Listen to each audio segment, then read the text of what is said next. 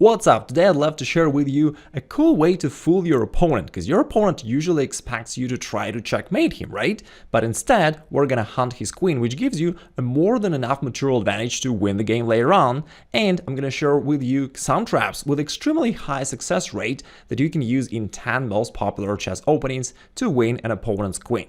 Let's kick it off with the trap number 1. You're playing white and you start off with the move knight to f3. Now, your opponent normally in different openings usually either tries pawn e5 or pawn d5, but in this case pawn e5 is not possible because you're going to capture the pawn, and for that reason the most common move that your opponents will usually play against you is the move pawn d5. Now, you surprise your opponent once again by playing the move pawn e4, which seems like just a blunder, so why not to capture this pawn, and that's what pretty much all of your opponents will do. Now you jump with your knight forward, knight g5, aiming to get this pawn back. And so your opponent naturally develops a knight to also defend this pawn. And you play pawn d3 to attack this pawn twice, but your opponent is happy to trade a pawn because that's an extra pawn and now he doesn't have to care about it anymore. So after this trade on d3, your opponent is fully happy, he's a pawn up, everything's good. The only thing which is a little bit annoying is that your knight here on g5 is in close proximity to his position, and also together with the bishop it creates some unpleasant pressure against this pawn on h7, and so once again the top move here in this position for black is pawn h6. Your opponent expects for your knight to go back and your opponent will enjoy an extra pawn, but instead here comes a boom. Knight takes f7. This explosive move wins the game on the spot, just within a couple moves. And what's funny is that this trap works even against high-rated opponents, actually. Now, the knight is also forking the queen and the rook, therefore it's forced for black to capture, but now you've got this discovered attack. Bishop g6 checks the king, but at the very same time we are winning the queen on the next move, which again gives you a more than enough material advantage to win the game later on. An extremely popular and successful trap. You're welcome to use it. By the way, if you have any questions about what if black goes somewhere else, I've got another video which I'll link up there and also in the description below the video where I analyzed this variation in greater details, and you're welcome to check this out later. Alrighty, we're continuing our journey on fooling your opponent. This time you're playing black, your opponent opens up with the most popular move, pawn to e4, you respond pawn e5, knight f3, knight to c6, bishop to c4, and at this point it's a good moment for you to start looking at the position seriously, pretending like you're actually thinking about your next move, and after some thinking you play the move knight to d4, pretending like you just want to trade knights. But of course your opponent will notice that this move loses actually this pawn on e5, and instead of trading knights it looks a lot more advantageous for white to just win a pawn on e5, which also, hits this pawn f7 twice, which looks like super advantageous for white. Now, at this point, if you're playing the over-the-board game, it's time for you to start to shake your head and looking confused, and then after some hard thinking, you play the move kind of out of a desperation, queen to g5, desperately looking for some counter chances. But in reality, this is actually a well-known trap. Well known, but not for everybody, of course. Queen g5 actually puts white in a losing position right out of the gate, because queen g5 double attacks this knight, as well as the pawn on g2. And if your queen can enter there, that'll lead to a lot of troubles for white later on. But right now, white is already down the road, and they can't really go sidewise too much. Anyway, they're gonna at least lose this knight on a5. But of course, white will still may be optimistic at this point, because knight takes f7, hits the queen, hits the rook, wins a pawn. What more can you ask for? But then you capture this pawn on g2, threatening queen takes h1, and notice that it's actually nearly a checkmate, because your knight also takes away this square from your opponent's king, and now you're completely winning, all right, just within a couple moves. After rook goes here to f1, let's say, now you play queen takes c4, check to the king, and at this point your opponent may realize that he's doomed to lose because, well, black actually has to give up the queen, play queen e2, allowing you to capture the queen and to get the decisive material advantage. Because if not, if white doesn't play that move but instead plays bishop to e2, that leads to a very funny checkmate, knight f3, a smothered checkmate, taking advantage of the pin. At this point, you may be wondering, hey Igor, but what if my opponent does not want to play pawn e4? What if he plays another common move, pawn to d4? Well, we've got you covered. We're gonna win opponent's queen no matter what he does. He's doomed to lose a queen against you. So after d4, we're gonna play pawn e5, Gambit in a pawn here. After that, we play bishop to c5, just developing. Your opponent usually plays knight f3. I've checked the database, that's the most common way for white. And now we play pawn d6. Again, just a normal move, pretending like you're developing. And here there is an important note. If you're playing an online blitz game, then it's important for you on the next move to play your move real quick, immediately. Because your opponent should think that you pre-moved it in advance. She should think that you pre-moved this knight to jump on e7, expecting white to play some developing move, and your knight will come here to e7. But what white usually does here in reality is pawn takes d6, and as I said, you gotta quickly, instantaneously play knight to e7, pretending like that was a pre-move. And then your opponent will easily think that, oh, he just pre-moved this silly move, I can win a knight. And they'll happily capture it, thinking that they're actually winning the game right now. But then here comes a boom, bishop takes f2. The strong counter blow, which turns the table around. Now the king is forced to move, which deflects the king from the protection of the queen. So we grab the queen, the goal is achieved. The next trap is really evil. Even title players are falling for this trap because it's like, it's nearly impossible for your opponent to calculate all these variations if they aren't ready, if they aren't prepared. So you start off with the move pawn d4, your opponent responds pawn d5. Now you play pawn e4, or sacrificing the pawn. Your opponent captures it, you play knight to c3, attacking the pawn, aiming to get it back. Therefore black goes knight f6 to defend the pawn, and now we kind of acknowledge that we can't get our pawn back, and we just play pawn f3. After your opponent captures it, you now recapture it with a queen, which is a nice move, by the way. It potentially prepares you to castle queenside in some variations, but your opponent may notice that you keep playing dumb moves and you keep losing pawns, because black can safely capture this pawn on d4, getting the second pawn for nothing. Then, anyway, you play bishop e3, at least you're developing a bishop with a tempo, and what's nice here in that is that although you sacrificed a couple of pawns, you're actually ahead in development, and you're having quite significant compensation here. Your opponent here will think for some time, and one of the moves that they commonly play is the move queen b4. Looks very advantageous. Not only black retreated, but they also counterattack this pawn on b2, which, you know, from there it's going to attack the rook, attack the knight, and if you castle queenside, then it looks like it loses to another move, bishop to g4, which screws the queen and the rook. And it looks like black is just going to capture something with every move that they play, and you're going to lose all of the pieces that you have. But instead, here comes the refutation. It's the move which, as I said earlier, is extremely hard for black to foresee, so we can't really blame black for not seeing it. It's the move knight to b5, so quite a high-level stuff. It's a sacrifice of the queen, and strangely enough, this move creates a threat of checkmate in one, knight takes c7. For that reason, black can't capture your queen, because knight takes c7 is really a checkmate. Notice that your rook cuts black's king off, so that's really a checkmate. Let's take this move back, and then what is black going to do instead? It's not easy for black to defend this pawn, because also notice that this knight on b5 is doing a good job interfering with the black's queen so that it can't defend this pawn on b7 anymore. Therefore, besides knight takes c7, you've got the second powerful threat, which is queen takes b7, and if you can execute that move, that's going to lead to a complete devastation for black, because from there, your queen is going to attack the rook, then attack the knight. In some variations, maybe it'll jump to c8, so that's going to win anyway. And for that reason, some of your opponents will decide to give up their queen. Here, queen takes b5, and indeed that prevents an immediate checkmate, but the goal was not to checkmate an opponent's king, but just to win a queen and to win a game later on, so the goal is achieved. Now you're getting a winning material advantage.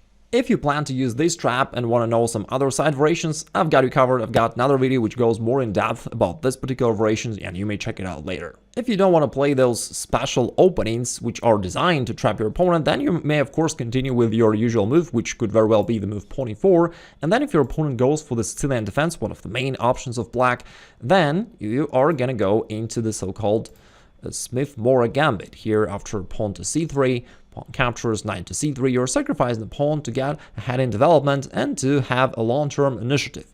Here black usually responds symmetrically, knight to c6, knight f3, and at this point black realizes that if they jump with their knight symmetrically, then they have to always worry about this move pawn e5 attacking the knight, and they usually don't want that. Therefore, instead, they want to first play the move pawn d6, stop you from pushing this pawn forward, and then safely play knight f6 without caring about any potential attacks from your side. You play a development move bishop c4, black now gladly plays knight f6, but then you still nevertheless play the move pawn e5, and actually puts black in a big danger. It is very likely that your opponent is unfamiliar with the theory about this trap, and then they just go down within a couple moves. because your attack is extremely dangerous in all of those variations. For example, if black captures with the knight, you happily recapture, pawn takes, but then you don't trade queens because that's not the goal, right? The goal is to win an opponent's queen, so we first capture over here. It's the same tactical motif that we have already seen in some of the previous traps, but in a new variation, in a new opening, and after king takes, we are winning the queen, getting a winning game. If you are an advanced level player, then perhaps you're familiar with the previous trap in the Sicilian defense, but the next one will probably be something new, which is great because your opponents aren't familiar with it. Now, there are two ways for you to get into it. It may occur against the Scandinavian defense if you start off with the move pawn e4, your opponent responds pawn to d5, and you play knight to c3 at this point. But there is also another way where you can force your opponent into this variation, into this position, no matter what they play at first. Let's start again. At first, you start with the move knight to c3, an uncommon move which is perfectly fine if you're developing a piece. And then the most popular response for black is a move pawn d5, because that grabs the center, maybe creates some d4 threat at some point. And then you play e4, pretending like you're just offering an exchange. And after a pawn takes it, you then don't take immediately, but you play bishop c4. Now your opponent thinks to himself, wait a second, I can now defend this pawn. Knight f6 defends the pawn and develops a knight. And now you play pawn d3, again pretending like you're just offering the trade, but we never wanted it. So pawn takes d3, and now you kind of keep playing in a gambit style knight to f3, just developing a piece. And since your opponent is used to your dumb play, that you're just losing material with your every move that you play, he may gladly capture one more pawn here on c2, but now, instead of queen takes c2 or queen takes d8, you already know the trick, right? I'll give you a couple seconds to notice it yourself. Yes, it is the same shot, bishop takes f7, which is in this case quite a surprising thing, because you know this pawn was attacking you, but you ignore it and instead sacrifice your bishop over here with all the same motif, queen takes d8, and you win. Now let's imagine you're playing black once again. Your opponent starts off with the move pawn d4, hoping for some sort of queen's gambit, but you instead, after pawn d5 and pawn c4, you surprise your opponent and you move your pawn not to e6, which is something that white expects, but to e5, you counterattack. Now white will usually win this pawn, and now pawn to d4 creates some problems for white, because at least they can't develop their knight normally. This square is taken away. And white feels uncomfortable about that, because yeah, they're pawn up, but you know, they can't develop their knight normally. You know, in order to develop this bishop, they also have to move the pawn somehow. So they do play pawn e3 here quite frequently, hoping just to trade off this annoying pawn, and after that to finish their development comfortably and to enjoy an extra pawn. But now you play bishop b4, as always, we're confusing your opponent and playing the moves which he does not expect. Now white covers bishop d2, again expecting you to trade bishops, but instead you once again play the move which was not expected, pawn takes e3. And again, it's a really fun trap. It's quite an old one, so some of your opponents will definitely be aware of it, but many aren't, because the following variations are quite tricky. Now your opponent notices that he can actually win a bishop for nothing, right? So they will. But now pawn takes f2, and at this point your opponent starts thinking hard, and he realizes that king takes f2 is actually not an option, because that will lose the protection of the queen and you will win it. So they play king to e2, hoping to at least maintain the guard of the queen.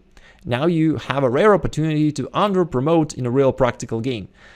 You take here, promote to a knight, delivering this nasty check to the king.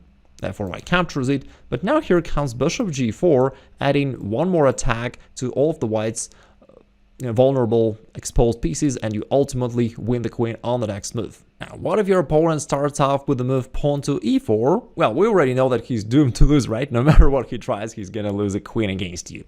So we start off with the move pawn e5. We have already analyzed knight f3. Let's analyze another common move, pawn f4, which is one of the most aggressive chess openings for white, the king's gambit.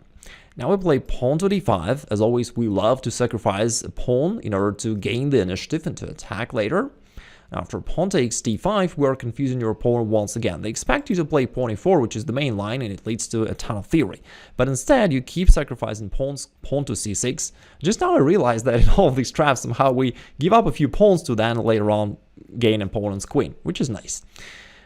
Now, white captures here, knight takes c6. At this point, it's already not that easy for white to figure out what to do, because, you know, their king is a little bit exposed with this move pawn f4. In all the variations, they gotta worry about this potential check queen h4. So knight f3 is the most popular move for white to play. Now you play e4 to attack this knight.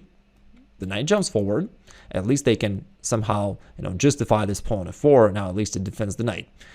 And you play the move bishop c5, which again annoys white, because it shows them that they aren't going to castle that easily. You do control this g1 square, and therefore white's king can't castle anymore. But white plays bishop b5. That's a pin that pretty much all of your opponents enjoy imposing against you, creating this pin, attacking the knight, attacking it twice. Looks like you're going to defend it, but you just ignore it, stay calm, and play knight f6. Now your opponent thinks that you simply overlooked it, and actually even if your opponent doesn't take it, he's in quite a dangerous position anyway. But if white does take it here on c6, hoping that now this is a double attack and white is going to win the rook, you play bishop d7, and after white wins the rook, they're happy. You say, hey, wait a second, you want a rook, but I'm going to win a queen. And you play bishop g4, a sudden shocking move, and it turns out that white's queen is trapped right there on its original square d1. Quite a rare case.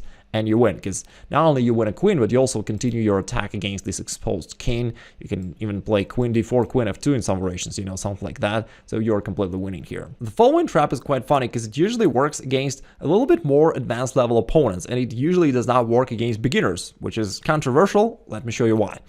After white goes pawn d4, this time we're playing knight f6, which is also a common move, and after white goes pawn c4, we are sacrificing pawn e5. Now white captures it, you jump with your knight forward to e4. Now white usually plays knight to f3, that's the most common move, and here you play the move pawn to b6, pretending like you just want to fianchetto your bishop here to b7.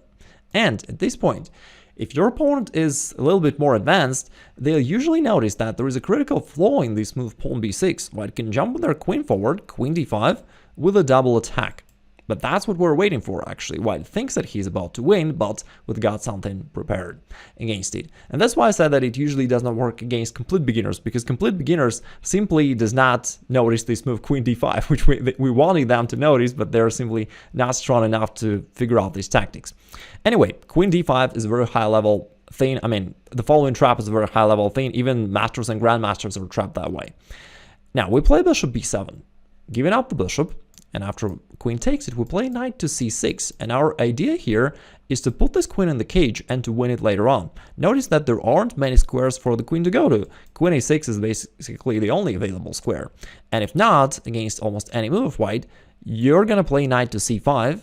And from there, you can easily notice that that'll trap opponent's queen completely. Therefore, white really has to be concerned about his position.